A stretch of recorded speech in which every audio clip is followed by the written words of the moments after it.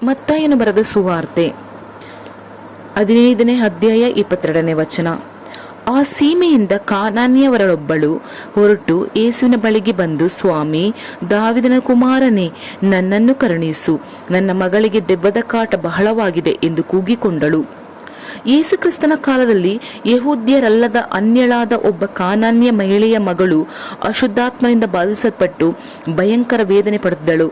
ಆ ಮಹಿಳೆ ತನ್ನ ಮಗಳನ್ನು ಕಾಪಾಡಲು ಎಷ್ಟೋ ಹಣ ಖರ್ಚು ಮಾಡಿ ಹೋರಾಡಿರಬಹುದು. ಬಹುಶಃ ಮಂತ್ರವಾದಿಗಳನ್ನು ಸಹ ಹುಡುಕಿಕೊಂಡು ಹೋಗಿರಬಹುದು. ಆ ಕಾಲದಲ್ಲಿ ಅದೆಲ್ಲ ಇದ್ದಿತ್ತು. ಈಗಲೂ ಕೂಡ ಎಷ್ಟೋ ಕಡೆ ಇದೆ ಅಲ್ಲವೇ? ಆದರೆ ಎಲ್ಲವೂ ಸೋಲು, ನಿರಾಶೆ. ಆ ಸಮಯದಲ್ಲಿ ಆ ಮಹಿಳೆ ಯೇಸು ಕ್ರಿಸ್ತನನ್ನು ಕುರಿತು ಕೇಳಿಸಿಕೊಂಡರು.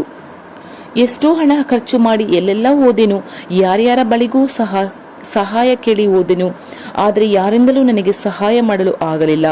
ಈ ಯೇಸು ಕ್ರಿಸ್ತನ ಬಳಿಗೆ ಹೋದರೆ ಖಂಡಿತವಾಗಿಯೂ ನನಗೆ ಸಹಾಯ ದೊರಕಬಹುದು. ಆತನಾದರೂ ನನಗೆ ಸಹಾಯ ಮಾಡುವುದಿಲ್ಲವೇ ಎಂದು ಅವಳು ಬಂದು, ಸ್ವಾಮಿ, ನನಗೆ ಸಹಾಯ ಮಾಡಿ ಎಂದು ಆತನನ್ನು ಅಂದರೆ ಯೇಸುವನ್ನು ಕೂಗಿಕೊಂಡಳು. ಮತ್ತಾಯ 15ನೇ ಅಧ್ಯಾಯ 25ನೇ ವಚನದಲ್ಲಿ ಸತ್ಯವೇದ ಇದೆ ಎಂದಿರುತ್ತದೆ.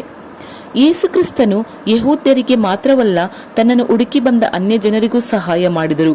ಇಂದು ಕೆಲವೊಬ್ಬರು ನೆನೆಸುತ್ತಾರೆ, ಯೇಸು ಕ್ರಿಸ್ತರು ಕ್ರೈಸ್ತರಿಗೆ ಮಾತ್ರವ ಸಹಾಯ ಮಾಡುವರು, ಕ್ರೈಸ್ತರಲ್ಲದ ಬೇರೆ ಜನರಿಗೂ ಸಹಾಯ ಮಾಡುವುದಿಲ್ಲ ಎಂದು ನೆನೆಸುತ್ತಾರೆ. ಯೇಸು ಕ್ರಿಸ್ತರು ಅಂತವರಲ್ಲ. ಅವರಲ್ಲಿ ಪಕ್ಷಪಾತವಿಲ್ಲ. ಆತನು ಧರ್ಮಕ್ಕೆಲ್ಲ ದೂರವಾದಾತನು. ನನ್ನ ಪ್ರಿಯರೇ, ನೀವು ಯಾರಾಗಿ ಇದ್ದರೂ ಸರಿ, ಯಾವ ಧರ್ಮಕ್ಕೆ ಸೇರಿದವರಾಗಿದ್ದರೂ ಸರಿ, ಯಾವ ಜನಾಂಗದವರಾಗಿದ್ದರೂ ಸರಿ, ಯಾವ ಭಾಷೆ ಮಾತನಾಡುವವರಾಗಿದ್ದರೂ ಸರಿ, ನನಗೆ ಯೇಸು ಕ್ರಿಸ್ತರು ಸಹಾಯ ಮಾಡುವರು ಎಂದು ಹೇಳಿ ನಂಬಿಕೆಯಿಂದ ಆತನನ್ನು ನೋಡಿ ಕರೆದರೆ ಸಾಕು. ಆತನು ಖಂಡಿತವಾಗಿ ನಿಮಗೆ ಸಹಾಯ ಮಾಡುವರು. ನೋಡಿರಿ, ಯೇಸು ಕ್ರಿಸ್ತರು ಆ ಮಹಿಳೆಯನ್ನು ನೋಡಿ, ನೀನು ನನ್ನ ಮಗಳಾಗಿ ಬದಲಾದರೆ ನಾನು ನಿನಗೆ ಸಹಾಯ ಮಾಡುತ್ತೇನೆ ಎಂದು ಹೇಳಿದಾಗ ಅವಳು ಅದನ್ನು ಅರ್ಥ ಮಾಡಿಕೊಂಡು ಮೊದಲನೆಯದಾಗಿ ಅವಳು ತನ್ನನ್ನು ತಗ್ಗಿಸಿ ಪ್ರಾರ್ಥಿಸಿದಾಗ ಆತನು ಅವಳನ್ನು ತನ್ನ ಮಗಳಾಗಿ ಸ್ವೀಕರಿಸಿ, ಯೇಸು ಆಕೆಗೆ, ಅಮ್ಮ, ನಿನ್ನ ನಂಬಿಕೆ ಬಹಳ, ನಿನ್ನ ಮನಸ್ಸಿನಂತೆ ಆಗಲಿ ಎಂದು ಉತ್ತರ ಕೊಟ್ಟನು. ಅದೇ ಗಳಿಗೆಯಲ್ಲಿ ಆಕೆಯ ಮಗಳು ಸ್ವಸ್ಥಳಾದಳು.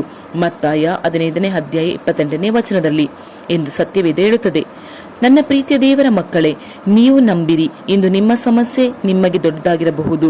ಬಹುಶಃ ವೈದ್ಯರು ನಿಮ್ಮನ್ನು ಕೈಬಿಟ್ಟಿರಬಹುದು, ಅಥವಾ ಹರಿಯದೆ ಮಂತ್ರವಾದಿಗಳ ಬಳಿಗೆ ಹೋಗಿ ವಾಮಾಚಾರ ಎಂದೆಲ್ಲ ಮಾಡಿ ನೋಡಿಬಿಟ್ಟೆನು, ಆದರೆ ಯಾವ ಪ್ರಯೋಜನವೂ ಇಲ್ಲ ಎಂದು ಇನ್ನೂ ಅಷ್ಟೇ ಎಂಬ ಸನ್ನಿವೇಶದಲ್ಲಿ ಬಂದಿರಬಹುದು. ಒಂದನ್ನು ಅರಿತುಕೊಳ್ಳಿರಿ, ಇಂದು ಯಾರು ನಿಮ್ಮನ್ನು ಕೈ ಬಿಟ್ಟಿದ್ದರು, ಯಾವುದೋ ನಿಮ್ಮನ್ನು ಕೈ ಬಿಡಲ್ಪಟ್ಟ ಸನ್ನಿವೇಶದಲ್ಲಿ ಬಂದಿದ್ದರು, ಸರ್ವಶಕ್ತನಾದ ಕರ್ತನಾದ ಯೇಸು ಕ್ರಿಸ್ತರು ನಿಮಗೆ ಸಹಾಯ ಮಾಡಲು ಸಿದ್ಧರಾಗಿಯೇ ಇದ್ದಾರೆ. ಆತನು ನಿಮ್ಮನ್ನು ನೋಡಿ, ನನ್ನ ಮಗನೇ, ನನ್ನ ಮಗಳೇ, ನೀನು ಚಿಂತಿಸಬೇಡ, ನನ್ನಿಂದ ನಿನಗೆ ಸಹಾಯ ಬರುತ್ತದೆ, ನಿನಗೆ ಸಹಾಯ ಮಾಡಲು ನಾನು ಇದ್ದೇನೆ, ಆದ್ದರಿಂದ ನೀನು ಹೆದರಬೇಡ ಎಂದು ಹೇಳುತ್ತಾರೆ. ಕ್ರೈಸ್ತರಲ್ಲದ ಒಬ್ಬ ಸಹೋದರಿ ಅಶುದ್ಧಾತ್ಮನಿಂದ ಬಾಧಿಸಲ್ಪಟ್ಟು ಭಯದಿಂದ ರಾತ್ರಿಯೆಲ್ಲ ನೆಮ್ಮದಿಯಾಗಿ ನಿದ್ರಿಸಲಾಗದೆ ಮಾನಸಿಕವಾಗಿ ಮತ್ತು ದೈಹಿಕವಾಗಿ ಬಹಳ ನೋವನ್ನು ಅನುಭವಿಸಿದರು. ಹೇಗಾದರೂ ಬಿಡುಗಡೆಯನ್ನು ಹೊಂದಿಕೊಳ್ಳಬೇಕು ಎಂದು ಹೇಳಿ ಲಕ್ಷಾಂತರ ಹಣವನ್ನು ಖರ್ಚು ಮಾಡಿ ವಾಮಾಚಾರ ಮಾಡಿ ತಾಯತಗಳನ್ನು ಖರೀದಿಸಿ ಅವುಗಳನ್ನು ತಮ್ಮ ದೇಹಕ್ಕೆ ಕಟ್ಟಿಕೊಂಡಿದ್ದರು. ಆದರೂ ಅವರಿಗೆ ಬಿಡುಗಡೆ ಸಿಗಲಿಲ್ಲ. ಆ ಸಹೋದರಿಯ ಗಂಡನು ಎಷ್ಟೋ ಹೋರಾಡಿದರು, ಯಾರಿಂದಲೂ ಅವರಿಗೆ ಸಹಾಯ ಮಾಡಲಾಗಲಿಲ್ಲ. ಕೊನೆಗೆ ಯೇಸು ಕ್ರಿಸ್ತನ ಬಳಿಗೆ ಹೋದರೆ ಬಿಡುಗಡೆ ಸಿಗುವುದು ಎಂದು ಕೇಳಿಸಿಕೊಂಡು ಆ ಸಹೋದರಿಯನ್ನು ನಾಲುಮಾವಡಿ ಎಂಬ ಜಾಗಕ್ಕೆ, ಅಂದರೆ ದೇವರ ಗುಡಾರಿಗೆ ಕರೆದುಕೊಂಡು ಬಂದರು. ನಿಜವಾಗಿ ಹೇಳಬೇಕೆಂದರೆ ಅವರಿಗೆ ಸೇವಕರನ್ನು ಕುರಿತು ಗೊತ್ತಿಲ್ಲ, ಪ್ರಾರ್ಥಿಸುವರು ಎಂದೆಲ್ಲ ಗೊತ್ತಿಲ್ಲ. ಆ ಸ್ಥಳಕ್ಕೆ ಹೋದರೆ ಯೇಸು ಅದ್ಭುತ ಮಾಡುವರು ಎಂಬುದು ಮಾತ್ರ ಅವರಿಗೆ ಗೊತ್ತಾಗಿತ್ತು. ಆ ಸಹೋದರಿ ದೇವರ ಗುಡಾರದಲ್ಲಿ ಬಂದು, ಯೇಸುವೇ, ನನಗೆ ಸಹಾಯ ಮಾಡು ಎಂದು ಹೇಳಿ ಕರೆದರು. ಆಗ ಯೇಸು ಕ್ರಿಸ್ತರು ತನ್ನನ್ನು ಆ ಸಹೋದರಿಗೆ ಪ್ರಕಟಿಸಿ ಅವರ ಒಳಗೆ ಇದ್ದ ಅಶುದ್ಧಾತ್ಮವನ್ನು ಓಡಿಸಿ ಸಂಪೂರ್ಣವಾದ ಬಿಡುಗಡೆಯನ್ನು ನೀಡಿದರು. ಆ ಸಹೋದರಿ ಸಾಕ್ಷಿ ಹೇಳುವಾಗ, ನನಗೆ ಯೇಸುವಿನ ಬಗ್ಗೆ ಅಷ್ಟಾಗಿ ನನಗೆ ತಿಳಿಯಲಿಲ್ಲ, ಆದರೆ ಈ ಒಂದು ಜಾಗಕ್ಕೆ ಬಂದರೆ ಯೇಸು ಅದ್ಭುತ ಮಾಡುತ್ತಾರೆ ಎಂದು ಮಾತ್ರ ಕೇಳಿಸಿಕೊಂಡಿದ್ದೆನು. ಇಲ್ಲಿ ಹೇಗಿರುತ್ತದೆ, ಏನು ಮಾಡುತ್ತಾರೆ ಎಂದು ಯಾವುದು ನನಗೆ ತಿಳಿಯದು. ನಾನು ದೇವರ ಗುಡಾರದೊಳಗೆ ಬಂದಾಗ ಯೇಸು ಕ್ರಿಸ್ತನ ಸಿಂಹಾಸನದಲ್ಲಿ ಕುಳಿತಿರುವುದನ್ನು ಮಾತ್ರ ನನ್ನ ದರ್ಶನದಲ್ಲಿ ನೋಡಿದೆನು. ಕೂಡಲೇ ನಾನು ಯೇಸುವೇ ಎಂದು ಹೇಳಿ ಆತನನ್ನು ನೋಡಿ ಕರೆದೆನು. ಆತ ನನಗೆ ಆ ಕ್ಷಣವೇ ಅದ್ಭುತವಾದ ಬಿಡುಗಡೆಯನ್ನು ನೀಡಿದರು ಎಂದು ಬಹಳ ಸಂತೋಷವಾಗಿ ಹೇಳಿದರು. ಪ್ರೀತಿಯ ದೇವರ ಮಕ್ಕಳೇ, ನೀವು ಆ ಸಹೋದರಿಯ ಹಾಗೆ ಯೇಸು ಕ್ರಿಸ್ತನನ್ನು ಮಾತ್ರ ನೋಡಿ ಕರೆಯಿರಿ. ದೇವರ ಸೇವಕರನ್ನು ಹುಡುಕಿ ಎಲ್ಲೆಲ್ಲಿಗೂ ಓಡಬೇಡಿರಿ. ಅವರು ಕೂಡ ನಮ್ಮ ಹಾಗೆ ಸಾಮಾನ್ಯ ಮನುಷ್ಯರೇ. ಬಹುಶಃ ಅವರು ನಿಮಗಾಗಿ ಪ್ರಾರ್ಥನೆ ಮಾಡುವರು ಅಷ್ಟೇ. ಆದರೆ ಬಿಡುಗಡೆ, ಸೌಖ್ಯ ಕೊಡುವುದು ಯೇಸು ಕ್ರಿಸ್ತನು ಮಾತ್ರ. ಅವರೊಬ್ಬರಿಂದ ಮಾತ್ರವೇ ಸಾಧ್ಯ. ಆತನೊಬ್ಬನಿಂದಲೇ ನಿಮಗೆ ಸಹಾಯ ಮಾಡಲು ಸಾಧ್ಯ. ಆದ್ದರಿಂದ ಯೇಸು ಕ್ರಿಸ್ತನನ್ನು ಮಾತ್ರವೇ ನೀವು ನೋಡಿ ಕರೆಯಿರಿ, ಆಗ ಭೂಮಿ ಆಕಾಶಗಳು ನಿರ್ಮಿಸಿದ ಯೆಹೋವನಿಂದಲೇ ನಿಮಗೆ ಸಹಾಯ ಬರುತ್ತದೆ. ಆದ್ದರಿಂದ ಬಹಳ ನಂಬಿಕೆಯಿಂದ ಕರ್ತನಿಂದ ನನಗೆ ಸಹಾಯ ಬರುತ್ತದೆ, ಆತನಿಂದ ನನಗೆ ಸಹಾಯ ಬರುತ್ತದೆ, ಆತನು ಖಂಡಿತವಾಗಿ ನನಗೆ ಅದ್ಭುತ ಮಾಡುವರು ಎಂದು ಹೇಳಿರಿ. ಖಂಡಿತವಾಗಿಯೂ ಆತನು ನಿಮಗೆ ಅದ್ಭುತ ಮಾಡುವರು. ಆತನೊಬ್ಬನೇ ನಿಮಗೆ ಸೌಖ್ಯ ನೀಡುವರು, ಬಿಡುಗಡೆ ಕೊಡುವರು, ನೆಮ್ಮದಿ ಕೊಡುವರು, ಸಂತೋಷವನ್ನು ಸಮಾಧಾನವನ್ನು ಕೊಡುವರು. ನೀವು ಎದುರುವಂತಹ ಎಂತಹ ಸಂದರ್ಭಗಳನ್ನು ಕರ್ತರು ಹಾಗೆ ತಲೆಕೆಳಕಾಗಿ ಬದಲಾಯಿಸುವರು.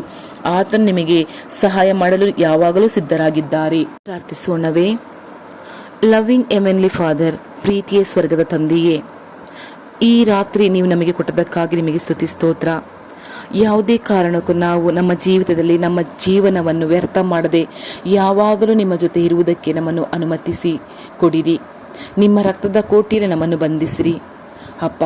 ನಮ್ಮ ದಿನನಿತ್ಯದಲ್ಲಿ ಏನು ಕೆಲಸ ಇದೆ ಅದನ್ನೆಲ್ಲ ಮುಗಿಸಿ ನಾವು ಬೇಗ ನಿಮ್ಮ ಸನ್ನಿಧಾನದಲ್ಲಿ ಕೂತ್ಕೊಂಡು ನಿಮ್ಮ ಪ್ರಸನ್ನತೆಯಲ್ಲಿ ಮುಳುಗಿಕೊಂಡು ನಿಮ್ಮ ಜೊತೆ ಪ್ರಾರ್ಥಿಸೋದಕ್ಕೆ ನಮಗೆ ಅವಕಾಶ ಮಾಡಿಕೊಡಿರಿ ಅಪ್ಪ. ಒಳ್ಳೆಯ ತಂದೆಯೇ, ಚಿಂತಿಸಬೇಡ, ನನ್ನಿಂದ ನಿನಗೆ ಸಹಾಯ ಬರುವುದು ಎಂದು ನೀವು ನೀಡಿರುವ ವಾಗ್ದಾನಕ್ಕಾಗಿ ನಿಮಗೆ ಸ್ತೋತ್ರ ಅಪ್ಪ. ಭೂಮಿ ಆಕಾಶಗಳು ನಿರ್ಮಿಸಿದ ಯೆಹೋವನಿಂದಲೇ ನನಗೆ ಸಹಾಯ ಬರುತ್ತದೆ, ನನಗೆ ನೀವು ಸಹಾಯ ಮಾಡಿರಿ ಎಂದು ನಾನು ನಂಬುತ್ತೇನೆ ತಂದೆಯೇ. ಅಪ್ಪ, ನಿಮ್ಮನ್ನು ನಂಬದೆ ಇನ್ಯಾರ ಬಳಿಗೆ ನಾನು ಹೋಗಲಿ? ತಂದೆಯ ದೇವರೇ, ನಿಮ್ಮಿಂದ ನನಗೆ ಸಹಾಯ ಬರುವುದು. ಯೇಸು ಕ್ರಿಸ್ತ ನಾಮದಲ್ಲಿ ಆಮೇನ್ ಆಮೇನ್. ಪ್ರಭುವೇ.